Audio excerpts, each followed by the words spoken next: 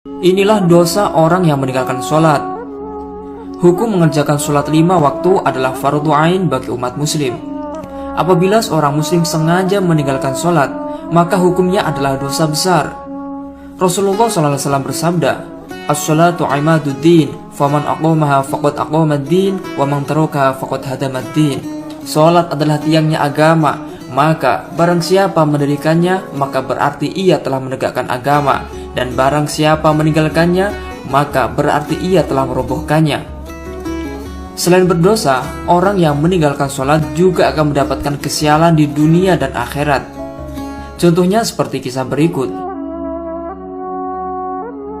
Dikisahkan, pada suatu hari dahulu Nabi Muhammad SAW pernah duduk-duduk bersama para sahabat.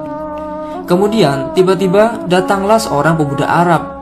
Ia datang menuju pintu masjid sembari menangis bercucuran air mata. Melihat hal itu, Nabi Muhammad SAW lantas bertanya, "Kenapa kamu menangis wahai anak muda?" Pemuda itu menjawab, "Ya Rasulullah, bapakku meninggal dunia, sedangkan ia tak punya kain kafan dan tak ada yang memandikannya." Lalu Nabi memerintahkan sahabat Abu Bakar dan Umar untuk pergi melihat si mayit. Atas perintah Nabi, berangkatlah sahabat Abu Bakar dan Umar menuju kediaman si mayit. Setelah sampai, alangkah mengejutkannya kondisi si mayit. Rupanya nampak seperti babi hitam. Hal ini tentu terlihat aneh.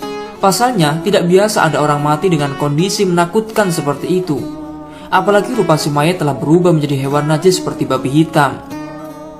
Karena melihat hal yang aneh dan tak lazim, sahabat Abu Bakar dan Umar lantas pergi dan menemui Nabi untuk memberitahukan kondisi si mayit.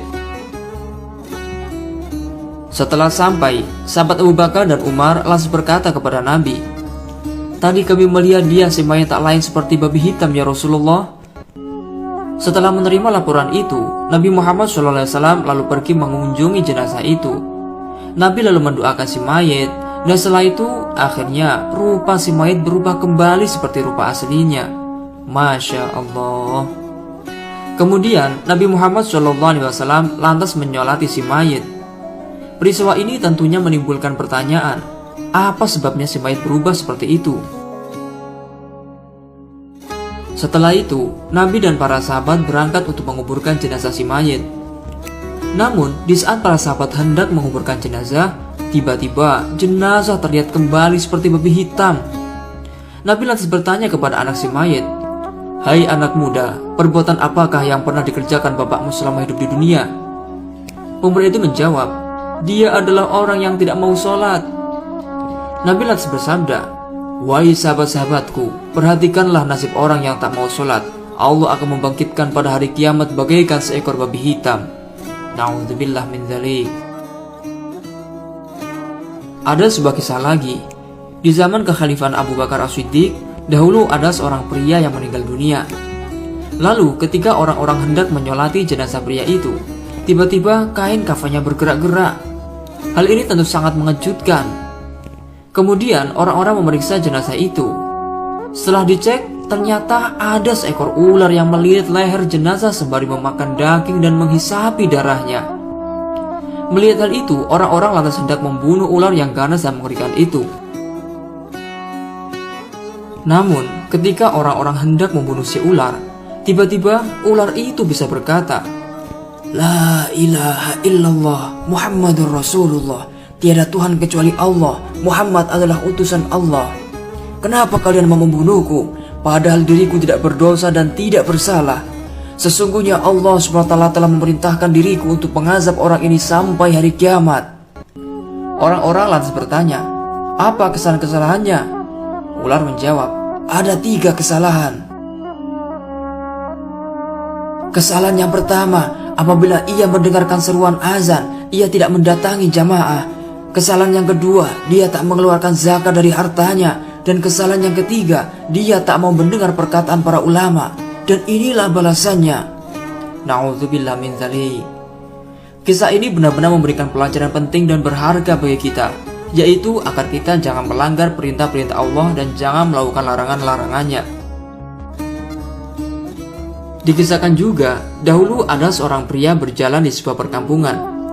Di suatu hari pria itu ditemani setan hingga dia tidak melaksanakan sholat subuh, zuhur, asar, maghrib, dan isya.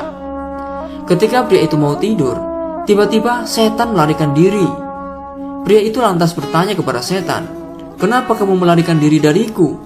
Setan menjawab, "Sesungguhnya diriku sudah bermaksud kepada Allah selama hidupku hanya sekali saja. Namun kemudian aku dikutuk, sedangkan kamu bermaksud kepada Allah 5 kali. Maka aku takut kepada Allah sekiranya dia marah kepadamu dan menekanmu juga bersama kamu dikarenakan kemaksiatanmu." Nabi Muhammad SAW pernah bersabda, "Man hafadha 'alaihinna kanas lahu nuran wa burhanan wa najatan yaumal qiyamah, wa man lam yuhafidh 'alaiha lam yakul lahu nuran wala burhanan wala najatan, wa kana yaumal qiyamah ma'a Qarun wa Fir'aun wa Haman wa Ubay bin Khalaf." Barang siapa memelihara sholat, maka sholat itu akan menjadi cahaya baginya, bukti dan keselamatan pada hari kiamat. Dan barang siapa tidak memeliharanya, dia tidak memperoleh cahaya, bukti maupun keselamatan. Sedang pada hari kiamat, ia bersama Qarun, Fir'aun, Hammam, dan Ubay bin Khalaf. Nabi Muhammad SAW bersabda, "Inna syarra tariki sholah yata'adda ila 70 rajulan min ahlihi wa jibrani, bal yasilu min yawmina hadha ila zamani Adam alaihissalam, wa dhalika anna al-musalliya idha qa'ada fit tashahudi yaqul assalamu alayna wa ala ibadillahi shalihin, fayasilu thawabuha ila arwahil mu'minin min yawmina ila ahdi Adam alaihissalam, wa tarikus sholah yakunu mani'an dhalikal khaira fayakunu kaman asaba syarruhu jami'al muslimin, kaqouli subhanahu wa ta'ala manna'in lil khairi mu'tadin athim." Yang artinya, sesungguhnya keburukan orang yang meninggalkan sholat menular kepada 70 orang dari keluarganya, tetangganya, bahkan dari sekarang ini sampai kepada zaman Nabi Adam alaihissalam. Dan hal itu karena apabila orang yang melakukan sholat itu duduk dalam tasyahud, dia membaca assalamu alayna wa ala ibadillahi sholihin, sejahtera atas kita dan atas hamba-hamba Allah yang sholih. Jadi pahalanya sampai kepada orang-orang mukmin dari sekarang sampai zaman Nabi Adam alaihissalam. Sedangkan orang yang meninggalkan sholat, dia mencegah kebaikan itu. Dengan demikian, dia seperti orang yang keburukannya menimpa semua umat manusia. Sebagaimana difirmankan, yang banyak menghalangi perbuatan baik, yang melampaui batas lagi banyak dosa. Semoga kisah ini bisa memotivasi kita agar senantiasa menjaga sholat kita. Karena seperti hadis di atas, bahwa sholat adalah tiangnya agama. Apabila orang-orang Islam mendirikan sholat, maka sama halnya mereka menegakkan agama Islam. Namun apabila mereka malas sholat, bahkan tidak mengerjakan sholat, maka sama halnya mereka meruntuhkan agamanya sendiri. Sholat adalah salah satu rukun Islam yang wajib dilaksanakan orang-orang muslim. Semoga kisah ini bermanfaat. Wallahu a'lam bishawab.